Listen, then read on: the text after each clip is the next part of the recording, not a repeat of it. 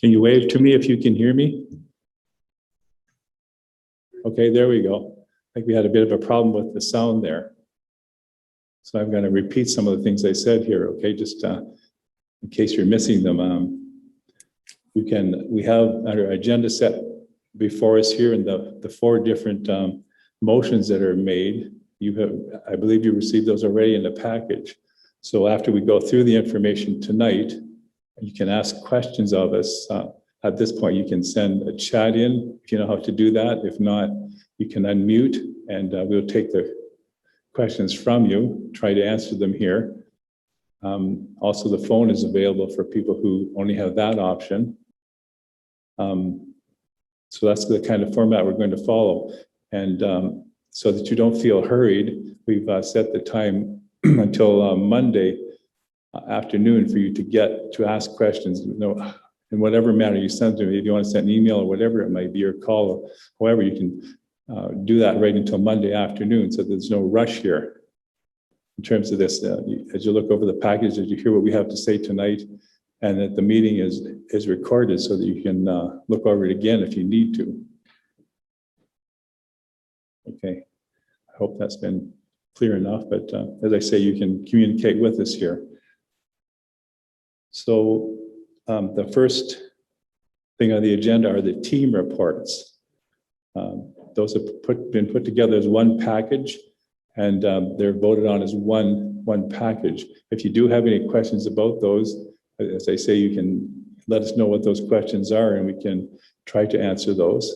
Otherwise, we'll move on to the next thing on the agenda. I'll give you just a short time here to consider whether you have any questions about the team report.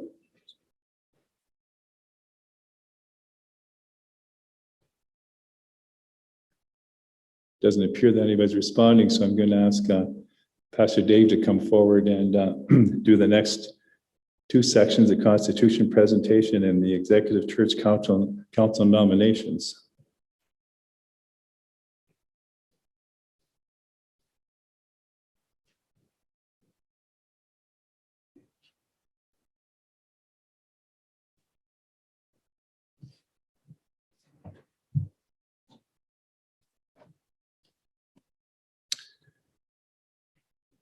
Well, good evening, folks, and just let me give you a hearty well done too. I know some of you are really good at Zoom, and for some of you, because I've talked with you in the last day or so, this is a new experience for you. So just let me say well done, because I can see you and I know you can hear us from your responses there. So if you're following along in the agenda, as Clarence said, I'm going to take some time to walk through the proposed Constitution document that was sent to you.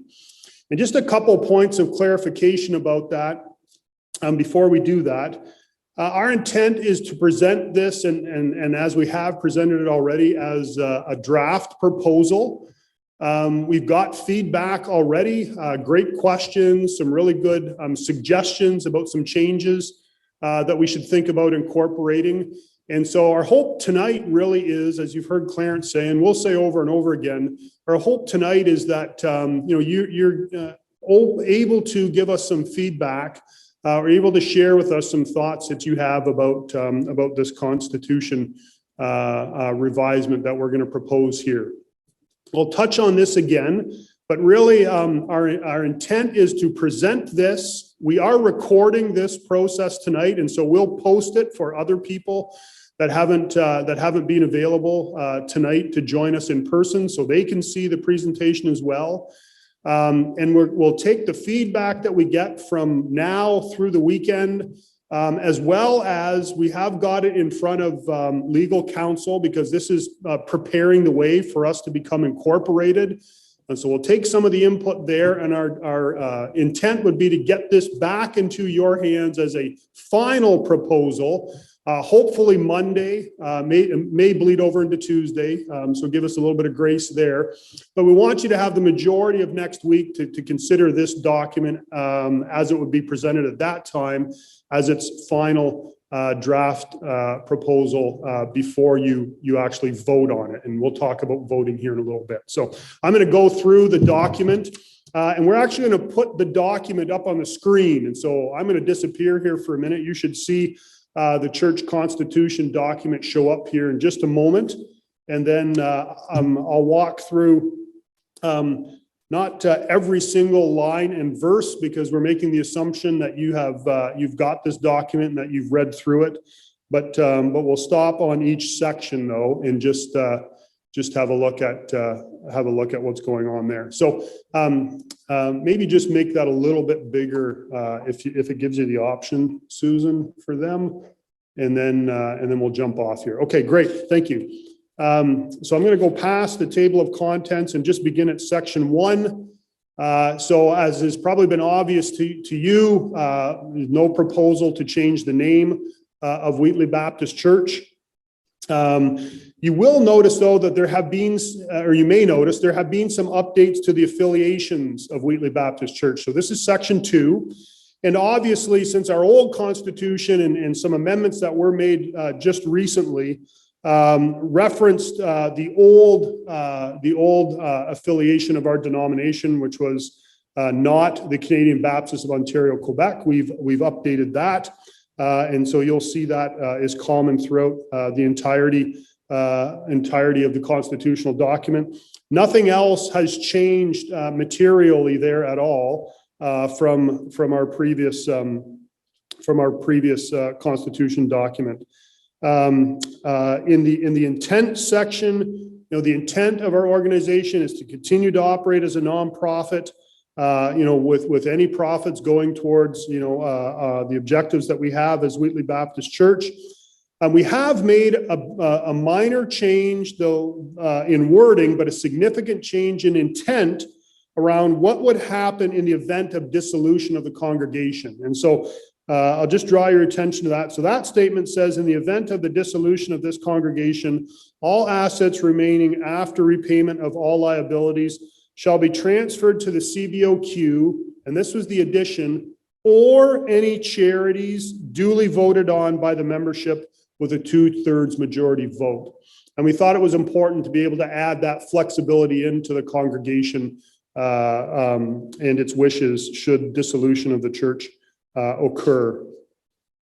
There's no change to specifically to the statement of governance, and that's because as a Baptist church, the affairs of the church are the responsibility of the membership of the body, and so that hasn't changed at all. The section on financial support, you wouldn't see a change there.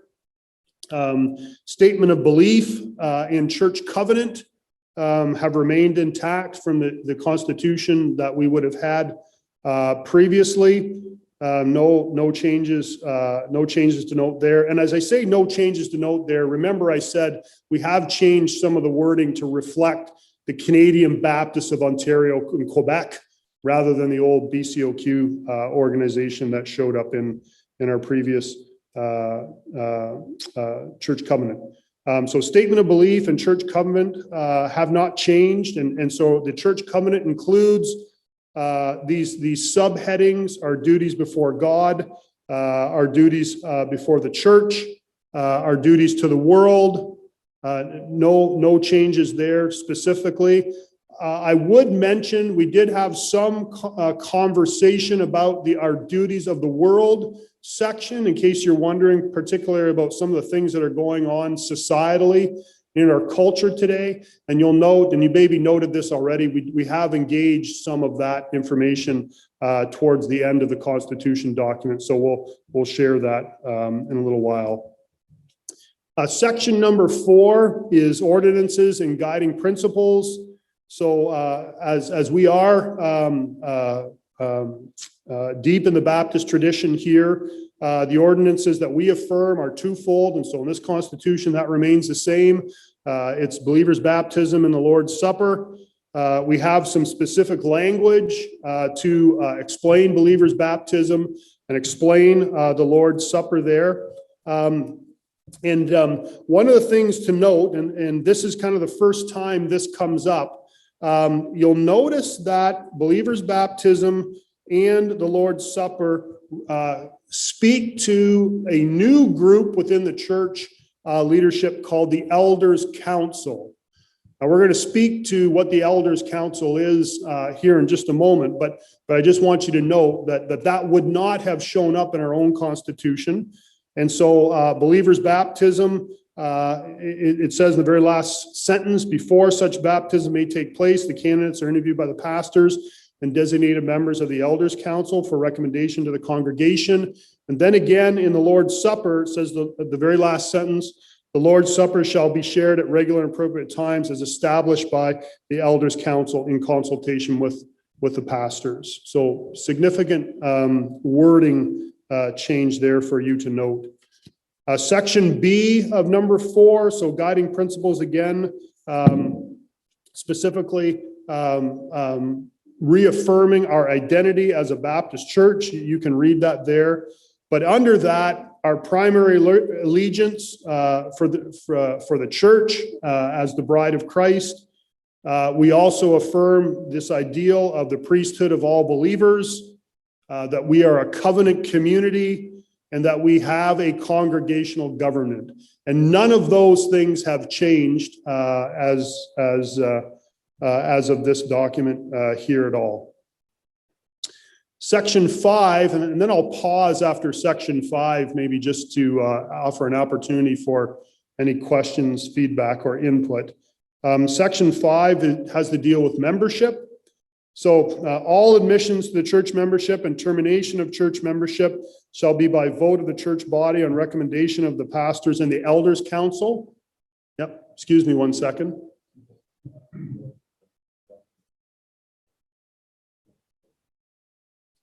Oh, was it? Oh, so the document, sorry, they just told me the document that's loaded up on there that you're reading is a little bit different than the document that I am reading to you. So you know what, we'll just pause for 1 quick second and we'll grab the other document and throw it up there for you. So just bear with us for 1 second. Apologies about that.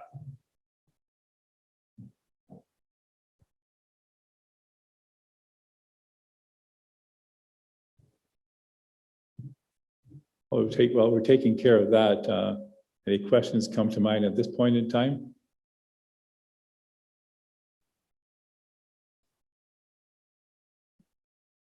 I hope you're not too, pardon? Oh, I wasn't before. I just have one if you can hear me. Pardon? Can you hear me? Yes. Okay, there, where it says our duties before God. That you read it and think it's okay, but the next time you read it through, you find problems. But fortunately, we have a legal counsel, as mentioned, who go through and make sure there are not going to be any major problems in the end, that things are worded properly and nothing is illegal or anything in it.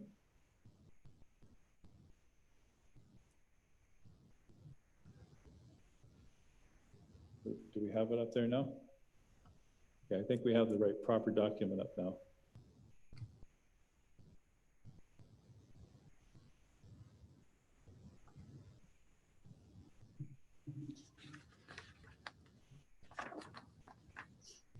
Thank you for your patience there, folks.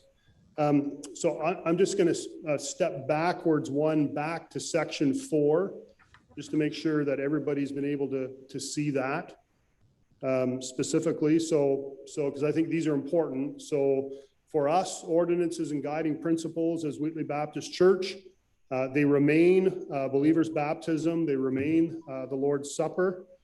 So there's no change there. At all. And then those allegiances that were in our old constitution, we've carried them forward into this constitution as well. So that being primary allegiance, priesthood of all believers, covenant community, congregational government. Okay, so no changing there.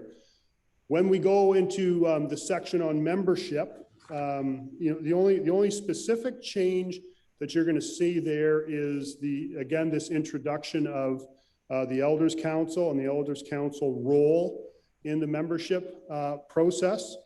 You'll notice that we have changed a little bit of the wording around some of the requirements for acceptance or those seeking membership.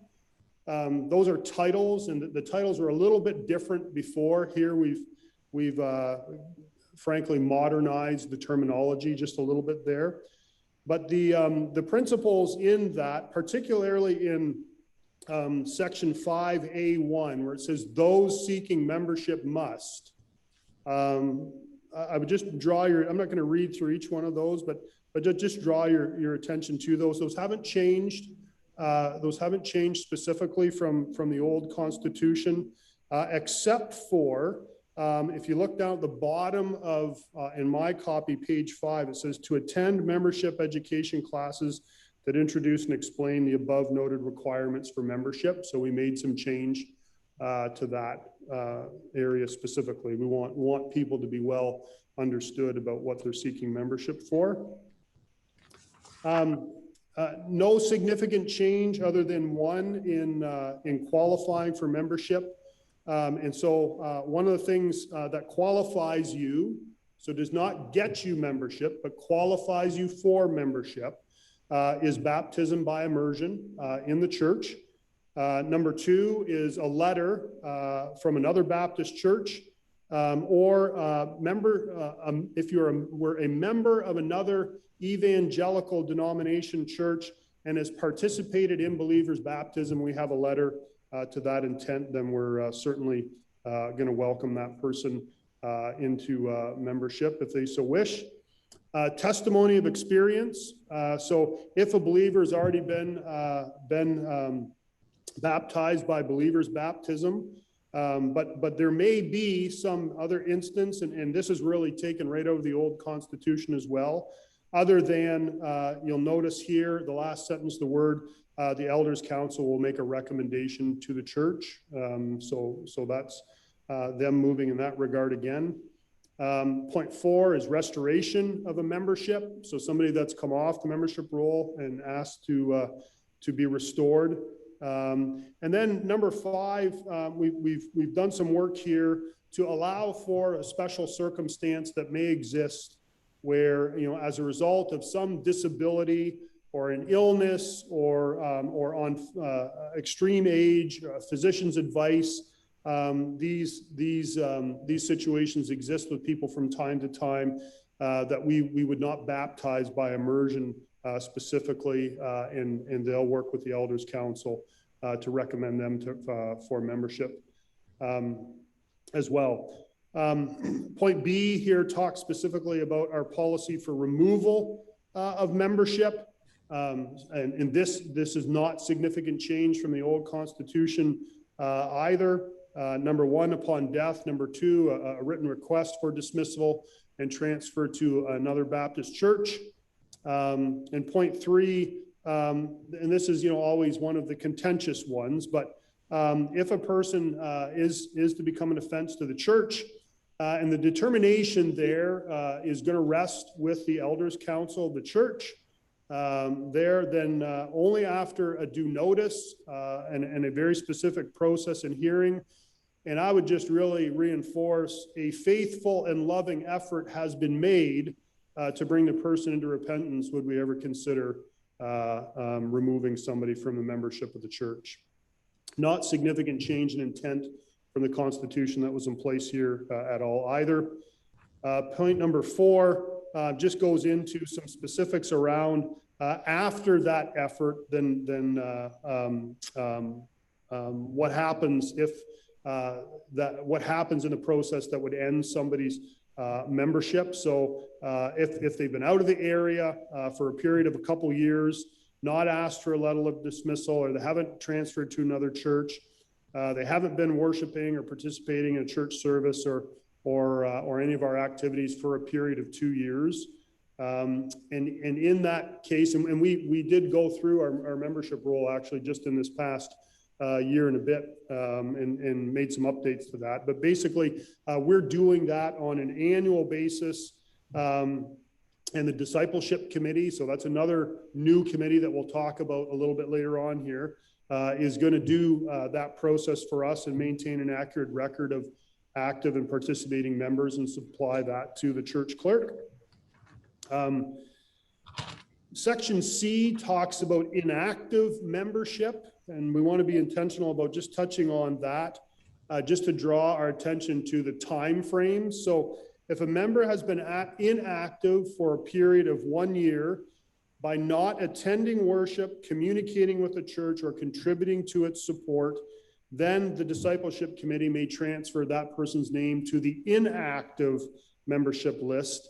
And when that happens, then we talk very specifically about what goes on with them. And you'll see in the next 2 paragraphs, somebody whose name goes to the inactive membership list is not officially counted as a member for statistical purposes, and we report that.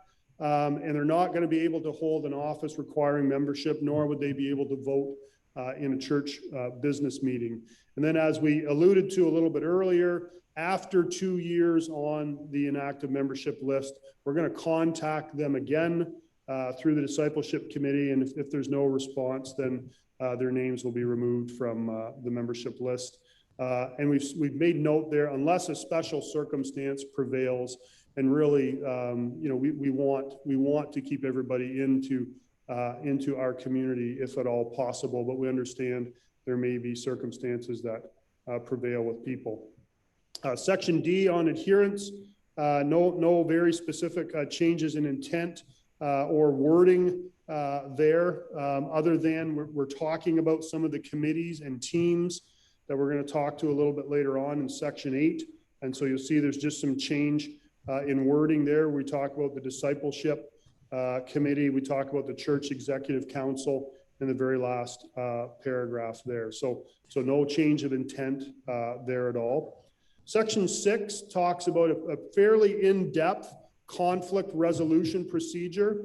Largely, this was copied over in its entirety from the old Constitution document 2, with the exception of, again, where we have some of the new committees or bodies in our church governance and committee structure interacting in here. And so, for example, I would just give you in 6A, if there's a conflict between a member and a staff person, where we say, in step 1, the member and the staff person are going to try and seek to resolve these grievances directly with one another. If that fails, then step 2 is going to seek out the counsel of the human resources team. So human resources team is actually a new team that wouldn't exist under our old structure, but that we contemplate existing under our new structure this way. And so you'll see there's that addition in verbiage around the team that's actually interacting here. And so that's what would have changed from the old Constitution to this new Constitution. And again, you can see in step 3 where we talk about if that has to get elevated to another body, then that would go to the Elders Council, which I've mentioned before, but we'll talk about that in a little more detail here in a moment. Section 7 talks specifically about meetings. Again, not a great deal of change there from what you would have been used to. So just a few things that I would point out there. The church moderator is going to chair all of the church meetings and the church executive council meetings. So we'll talk about the church executive council under structure in a moment. And if the moderator is not able to do either of those functions, then that duty falls to the Elders Council chairperson. So that's kind of a change from what we had before, because we didn't have an Elders Council primarily before. No significant change to Section 7A, our church business meetings. We still intend to hold them as we have held them in the past. Our quorum is still the quorum number. Church Executive Council meetings, the verbiage there has stayed much the same as it was in the old Constitution, except the old Constitution referred to the Spiritual Development Council. So that's the change there. Any special meetings that are going to be held, obviously we treat those the same thing The Elders Council chairperson or the moderator of the church executive council can call those special meetings if they're to happen after a Sunday service, for example. And some really good wording in our old constitution about that. We want them to be brief. We want them to be occasional if they're held that way. And we want to make sure that everybody's informed a couple weeks in advance of anything like that. One note that I'll just make to you, we had in a couple different things, a couple different structures, we do talk about the ability to hold meetings in the context in which it is required, like we're doing tonight as an example, okay? And so we did send out a note to you in the last update that said, if you look down the very last line where it talks about proxy voting of absentees are not going to be a regular procedure. And in some cases, the church executive council may allow such votes. And then we proposed, in addition to that, to talk about special circumstances that may cause us to have a called meeting. And the verbiage we're intending to use is by any means necessary. Just today, actually, the legal counsel that's helping us with this has encouraged us to consider some changes to that whole thing, even around proxy voting. And so we're going to talk with them a little bit more tomorrow about that. And so that will actually be a fairly specific change. We'll make note of that. The intent really is still to allow proxy voting if that becomes necessary, and to have the wording in place that would allow us to have meetings like this should the need arise. And I think for the foreseeable future, the need's going to arise for these types of flexible meetings. So just be aware about that. Section 8 is by far the most significant change. And actually, maybe I'll just stop before I jump into Section 8. Are there any questions, kind of beyond what Clarence asked you towards the ends of Section 3 and 4? Are there any questions up until this point, or any points of clarification?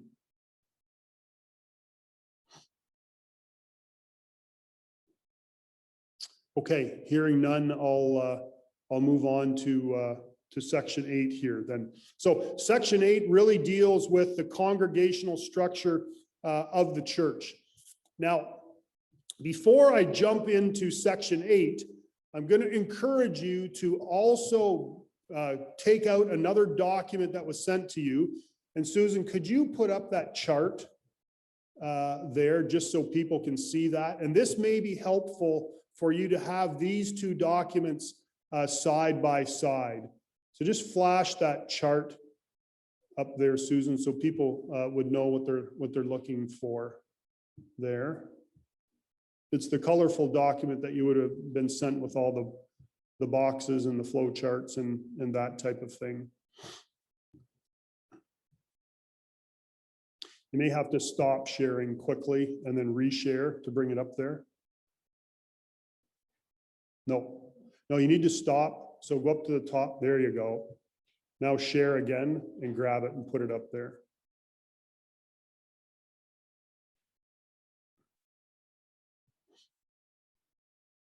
There you go.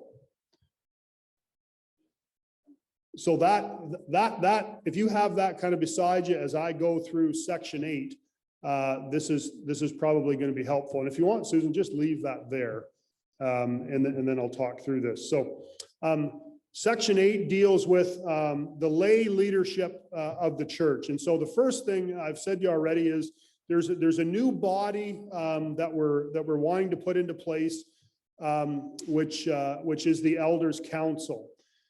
We've said specifically the Elders Council are members of Wheatley Baptist Church and are generally responsible for the general spiritual oversight of the congregation, encouraging and developing others for specific areas of biblical ministry, providing leadership in areas of long-range goal setting, particularly where spiritual growth is one of those goals, keeping the biblical goals and objectives before the membership, conducting communion with the pastors, reviewing candidates for baptism and church membership, and then where required, dealing with discipline, making recommendations to the church and arising from any discipline courses that may come up there. One of the things I'll just pause and say there is that we think it's important as we move forward for there to be a separate and designated body aside from the pastors that are in equipping and leading the church in this area of, I say sanctification, but spiritual growth. And one of the things we know about church structures is that oftentimes, if we're not intentional about this, this is an area that can sometimes become a bit weakened because specifically we get busy with the business of the church. And the business of the church is tremendously important. There's no doubt about that. But the congregational well-being as a spiritual, from the spiritual side, I would say trumps all of that. And so we want there to be a designated group of people who are thinking about and working with a congregation on that regard. You can see we've taken from the scriptures, classically 1 Timothy chapter 3, the first 7 verses there talk about the qualifications of an elder. And so we're thinking about that specifically. And then if you look aside from the church elders, then, for the operations and the functional areas of the church, then we have the church executive council. And so I'm looking at section 8B, but you'll see the church executive council is kind of represented at the top of that diagram that's on the page there. And the church executive council is made up of the pastors who are ex officio and non-voting members of the council, the church moderator, the elders council chairperson, and then the various committee chairpersons that you would see listed there, although over time we may add to those, as well as the church clerk, who would be an ex officio and non-voting member as well of that. The board of directors, so you have to think about incorporation now, because Wheatley Baptist Church, once it's incorporated, will become an incorporated entity.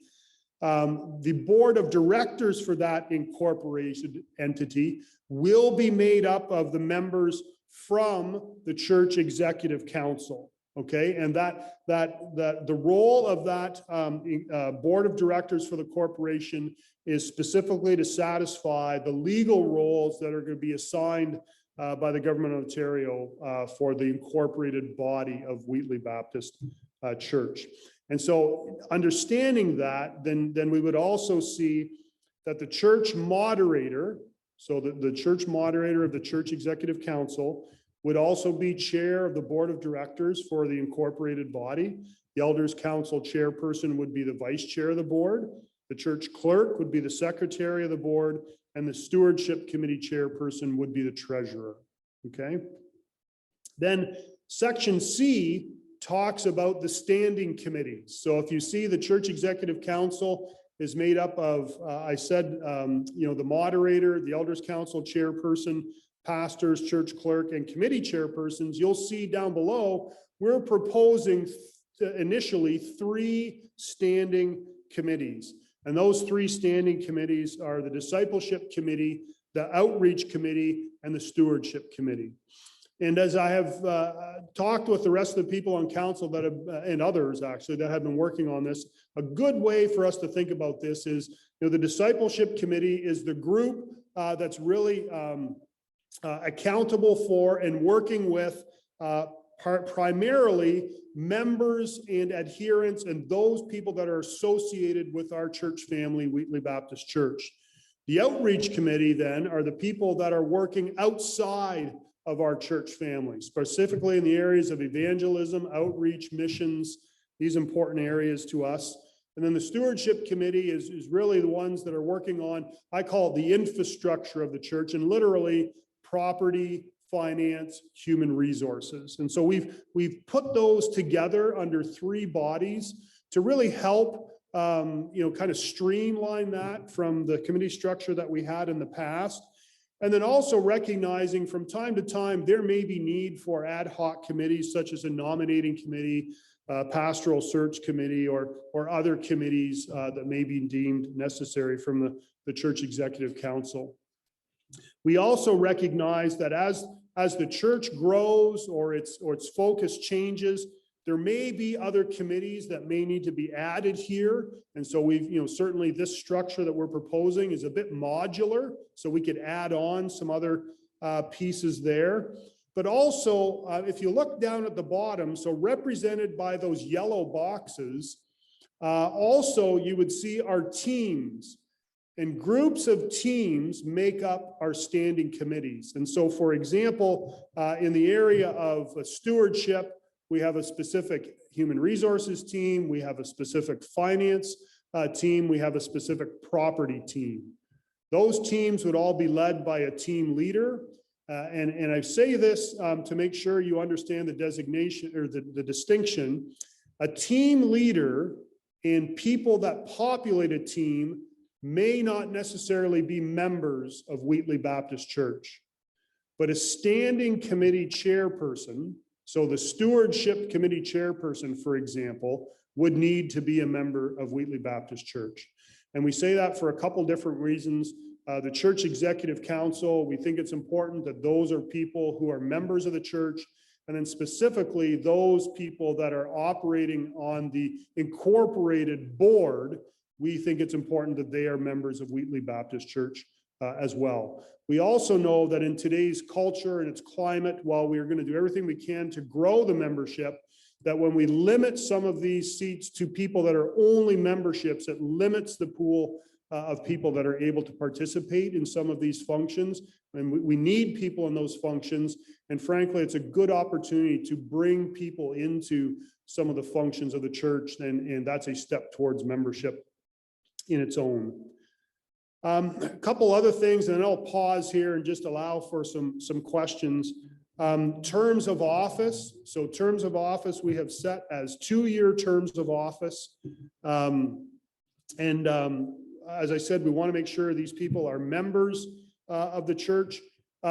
If you go almost down to the bottom of section 8, there's a paragraph there that says, should a standing committee chairperson be unable to fulfill their term in the office, then the church executive council will appoint a replacement until such time as a new standing committee chairperson can be voted upon at a duly called church business meeting. And this is one of these places where we've said, or by other means as necessary. If we're not able to get together and have a in-person church business meeting and we have to do it like this, then that's the other means necessary.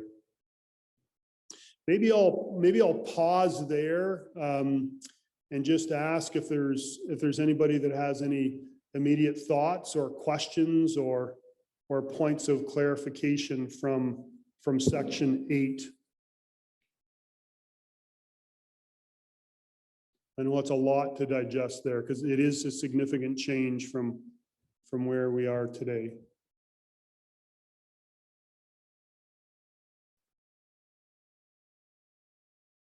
Okay, I'll just continue to reiterate as Clarence had, we are very interested in your feedback.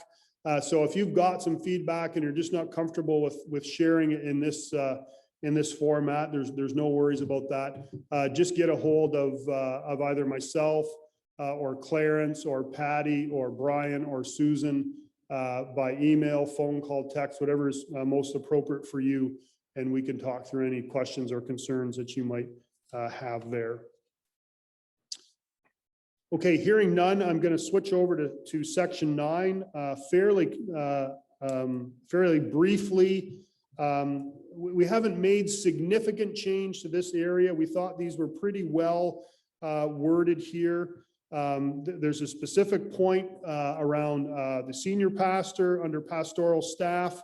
We have made some wording changes again to accommodate the elders council and the church executive council. And so you'll see references to that as well. And then we've also left in under this section opportunity to consider other pastoral staff. And so today, that looks different, kind of in today's world than it may have in the past. But one point to note here, and I want to be specific about this, at the bottom of page 15, where it talks about other pastoral staff, all pastors will be considered elders of the church and will sit on that elders council. So it's important to note that. All pastors have ex officio status on all committees, and then obviously are called to cooperate with the leadership of the church and any affiliated organizations there.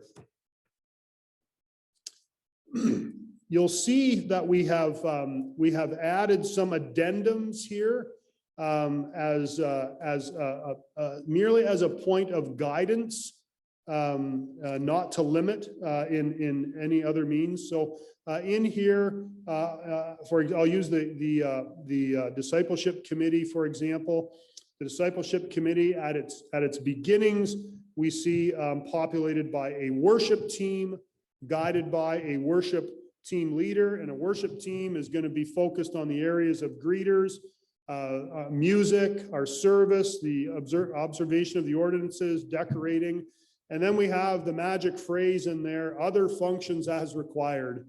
And that's a little bit of a catch-all, so that we are thinking about the ability to add things into there as we need. The Christian education team and the fellowship team, and those three teams today would serve to create the discipleship committee within the church, okay? And then you can see, subject to that below, there's some specific functions that we would task the discipleship committee with. So 4 main functions here, we're saying, to develop the worship, music, and artistic experience of a Sunday morning service, to administer the Christian education programs, to deal with membership classes and the membership training and ordination and installation of officers and elders. And then, how do we develop varied ways today to get the story of Wheatley Baptist Church out into our community? So for the discipleship committee, for the outreach committee, and for the stewardship committee, we have each of those functions and how those teams are constituted, laid out for you there. Almost to the end. Section 10 deals with social issues. We've made some significant change here, and really to just kind of help catch us up with the times more than anything, but no change to the intent that was there in our old constitution, and certainly no change in the intent of the affiliated body that we denominate with in the CBOQ. Note we have changed in section 10A1, where those were referencing specifically persons who would identify as homosexuals. We're broadening out that definition specifically to the LGBTQ plus community. And as that verbiage changes, the plus hopefully keeps us relevant for a little bit period of time ahead of us. But we need to be inclusive there, because that people that are expressing themselves in that manner, that the definitions of that are growing a little bit more broadly. And so we wanted to make sure that nothing is slipping through the cracks there. If you read our old constitution, other than the change of verbiage there, you wouldn't see significant change in intent there at all. The other section B talked with risk management. Risk management, what we have made a small change in the second paragraph there. We've talked about plan to protect policies. And so we use a different program than what was in the old constitution there for policies and procedures for some of dealing with some of our vulnerable persons. Understanding we want to identify not just children, but the appropriate behavior and treatment of any vulnerable person that would come into our family and any of our programming. And then section C is a new addition. You wouldn't see this in the old Constitution, but sadly, maybe is a sign of the times for us. And so I'll read it in its entirety. I think it's important, but it's new, so we need to read that. So it deals with racial and ethnic equality. And it says, Wheatley Baptist Church affirms the dignity of all persons, regardless of race, ethnicity, and socioeconomic status. As the body of Christ, we're called to minister God's love and forgiveness to all persons, and through prayer, encouragement, and counsel to facilitate the work of the Holy Spirit in his or her life. And that's a paraphrase of 1 Corinthians 12:13. We will seek opportunities to stand with those who are oppressed. Important statement that we're making there as well. That's section 10 around social issues. Section 11 deals with any amendments that we might have to make to the Constitution. And so there's no specific change of intent, a little bit of change in the wording, but no specific change to intent there. We know that the Constitution from time to time may need to be amended. This allows for that at a special or regular meeting of the church, provided that a motion has been given to at least 2 weeks in advance of that called meeting. And then certainly no change to that's going to pass with anything less than a 2/3 majority of members present in voting for that amendment. That would be the end of the Constitution document as it has been presented to you. And just before I ask again for any questions or comments, I'll just say again, so our intent is to take feedback that we're getting either from you tonight. Some of you have actually given us feedback already. We're really grateful for that. And feedback that we may get over the next few days from you, and certainly from our legal counsel. Get that put back together into what we hope would be the final document, and get that to you. I'm hoping late Monday. It may bleed into Tuesday morning, but get that back to you so you've got that document and the associated motions that we're asking you to vote on as it relates to that document. And you've got the week to discern or ask for more information around that. So I'll stop talking there and just ask, are there any other comments or questions or discussion that we need to have from those of you that are participating with us?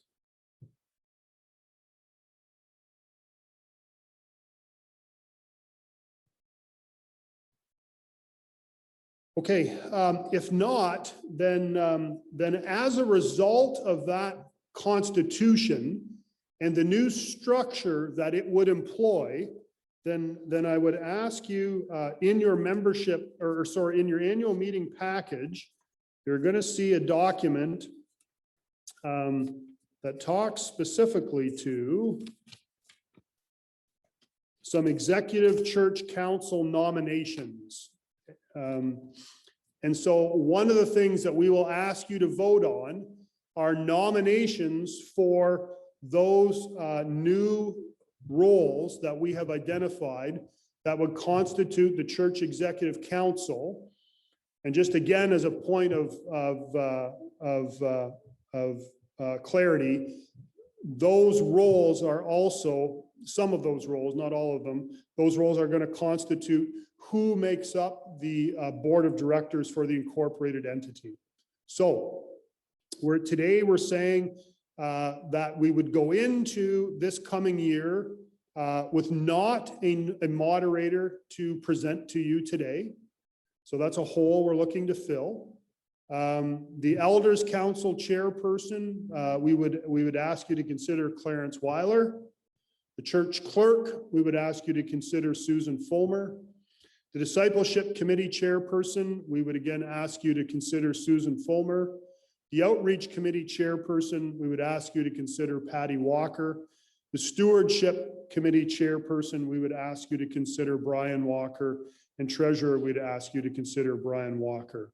And then I would make note of, since we're in the midst of a year, a calendar year, these nominations would ask you to approve them for a term of office that would begin March 28th and last until December 31st. And then as this goes into place, the church executive council may decide to strike a nominating committee once it's in place. And then we would look to fill these roles on a more permanent basis as we discussed earlier on in section 8, where they would have 2-year terms of office. So I'll pause there again and just ask if there's any questions or comments or clarification, but this is one of the areas that we'll be asking you to vote on a little bit later on in the week.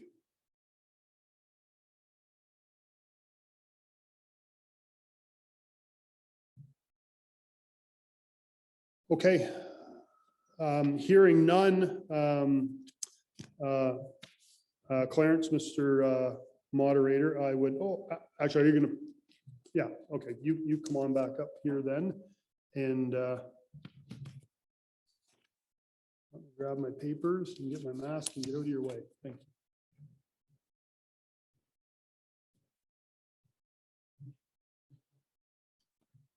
Thank you, Pastor. It's a difficult thing to do, to go through a whole document like that. It's before you now. I think the one thing that's a little bit unusual is that the way we're voting, I just want again to remind you, okay, the package was sent out last Sunday, and of course there are changes already to it, but you know, we have to give you that 2-week period in order to vote. And because we can't get together on the 28th, what we've given you is the full 2-week period to consider the stuff, look at the changes, and have time to vote instead of doing it during that one meeting. So it seems a little bit strange, because normally we'd be voting at this point in time, and we'd have sent it out 2 weeks before this time. So just a reminder of that. But at this time, I'm going to ask Brian Walker to come up and give us the treasurer's report.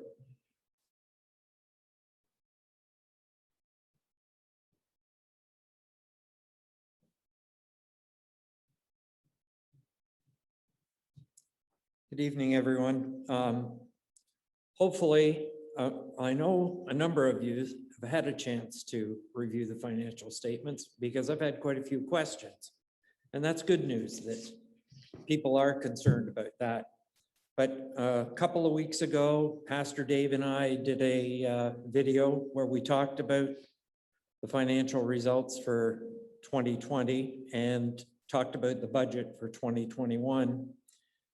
And I hope everyone's had a chance to see that online. And I don't want to drag this out by going into a lot of detail, but it was a challenging year because there were so many things we had to deal with the COVID onset and the pandemic. And I'm so pleased at the way people embraced the idea of giving electronically. It is so heartening, and it was, you know, we started with nothing and we were up and running in very short time. So that was very satisfying to me.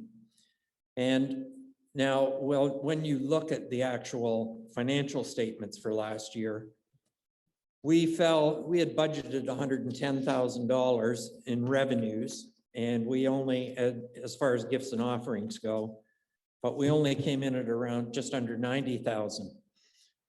But we were also very fortunate. We had 2 substantial estate bequests this past year, totaling almost $90,000. Now, there are some limitations on some of those funds, not all of them, but, and it's particularly related towards that they be used for outreach activities. And so much of what we're doing right now as we try and rebuild our membership base, and it's hard in a pandemic because people are still very reluctant to come to church. But we feel that those restricted funds will be very easily put to use for the intent they were left to the church. So, unless we can do it two ways, if anybody has any questions about the actual results before I go into the budget, then I'd be prepared to address those now. I've addressed, as I say, I've addressed quite a few already this past week, but if anybody can think of anything they want to ask right now, and I can't see who's up there. So Susan, do you see anybody waving? No? Okay, now this is the tougher part. I'm going to talk about the budget for 2021.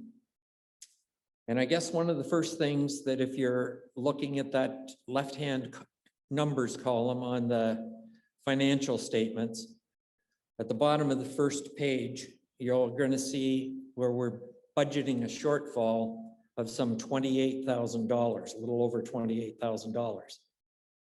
We tried to be realistic about expectations for gifts and offerings for the coming year, because we don't see coming out of our current somewhat restricted state for a little while yet. I can only ask and encourage everyone to continue with those electronic offerings and I'm also heartened to see that those who aren't comfortable with that method continue to send in checks. I love going to pick up the mail. So, but as I say, we've tried to be realistic on the income side. We've projected a budget of revenue of $90,000 for gifts and offerings. And the only other significant budget item in the income side and the expense side, because they kind of offset each other, you'll see $7,000 there as a transfer from the capital account. We're requesting an additional $7,000 for completion of some capital projects. You may recall last year, the membership approved a $20,000 allocation towards new carpeting in the main entry area and the offices and the painting that was done. And then a significant amount for replacement of the lighting on primarily on the ground floor of the church, with the exception of the gymnasium. There were some government grants that were available and were applied for. Last year, of that 20,000 that was approved by the membership, we expensed about $17,000 because we purchased all of the light fixtures, but we don't yet have the light fixtures installed. And that's been restricted again by the COVID stuff. And now that some of the contractors, or the contractor that we've had come to an agreement with for installation of those fixtures, he's doing a lot of catch up because he was shut down for a good part of the year as well. So we're hopeful that we're going to see that project be completed here in the next couple of months. That's our hope. Again, we don't have a definite date yet. We know it will be after the end of March at the earliest. But, that project specifically, while, it's a fairly costly endeavor, we believe it's going to generate some fairly significant savings when you start looking at our hydro bills and that type of thing going forward. So we still feel it's a project that is going to pay dividends to us in the long run. So there's that. Really, we've built in a bit of a cushion under the worship, I believe it was, for some possible equipment purchases to improve the streaming services. I know Dave has mentioned it previously, but it is our plan that those streaming, even when we're back to church, will continue because there's a lot of people who are watching who probably have never set foot in our doors. So as things ease up, we're hopeful that they will be coming and joining us in person when we can. So we want to make sure that the presentation that they're picking up online and that you're getting, and we've had feedback from some of you as well about problems you've had with either sound or whatever, and we thank you for your grace in understanding that so much of this is new to us as well, and we're doing a lot of scrambling, and I don't know where we'd be without the efforts of Dave and Susan, because they certainly have spent a lot of time and effort in getting us to where we are right now. I realized very quickly that on the technical side, I should stand back that would be my biggest contribution. So, but, so again, talking to the $28,000 shortfall that we're projecting, the comfort I think that we can take, I look at it, sometimes to reap a crop, you have to spend money to plant the seed and everything else. And that's kind of what this is all about. We're in a very fortunate situation that when we started the year 2020, or 2021, I'm sorry, we came in with a $74,000 operating surplus. So even if all of these numbers come in right on and we had a $30,000 or $28,000 shortfall, at the end of the year, we would still be sitting on some $45,000 worth of surplus funds.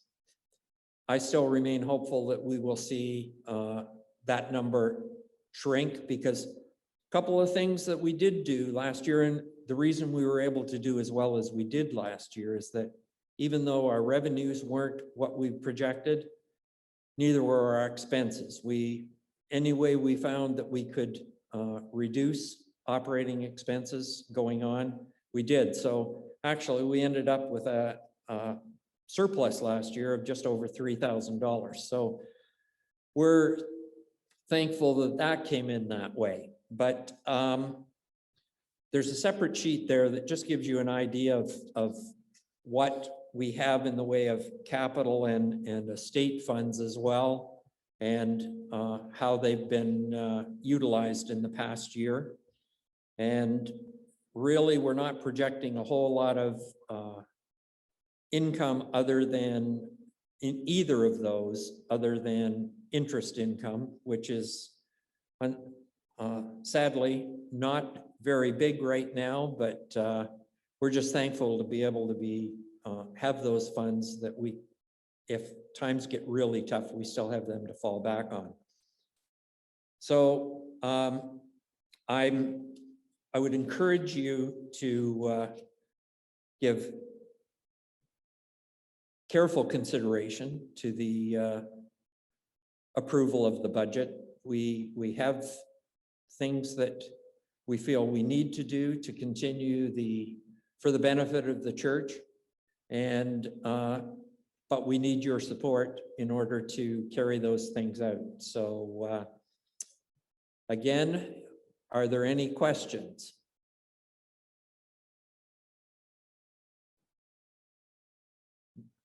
Nobody's waving. Well, then I will wave and say goodbye. But nonetheless, if something comes to mind over the weekend or over the next couple of days, that another question comes up before you cast your vote, and if you have questions, please give me a call. I will try and answer them to the best of my ability. Okay? Thank you.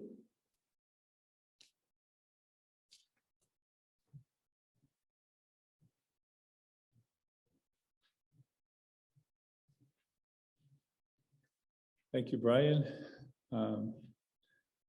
Just again, to reiterate, if if after this meeting, during the next few days, if you suddenly think, well, I'm not exactly sure how that process is working for voting, please do call. We want everybody to have that opportunity to vote. So if anything's unclear at all to anybody in the audience here now, call someone and we'll make sure that you get that vote done. We've mentioned it more than once already how it's done, and so we're hoping that it's clear enough. So I'm just going to close in prayer at this time, and I thank you all for attending, and we'll be hearing from you soon. Heavenly Father, we thank you for this evening. Although it's been somewhat unusual, we thank you for those who have attended here. We thank you that we are able to record this and give it to people who were not able to attend as well. We pray, Father, that you will give clarity of mind to each person who has the ability to vote in this process, Lord, that they will look over the documents, that they will bring forth anything that truly needs to be changed. So as we move forward into incorporation, that we'll have things completely ready, Father, without having to make costly changes down the road in the near future. So Heavenly Father, we again thank you for this opportunity this evening. We pray that you will bring blessing upon each of the families here represented. In Jesus' name we ask. Amen. Good night, everyone.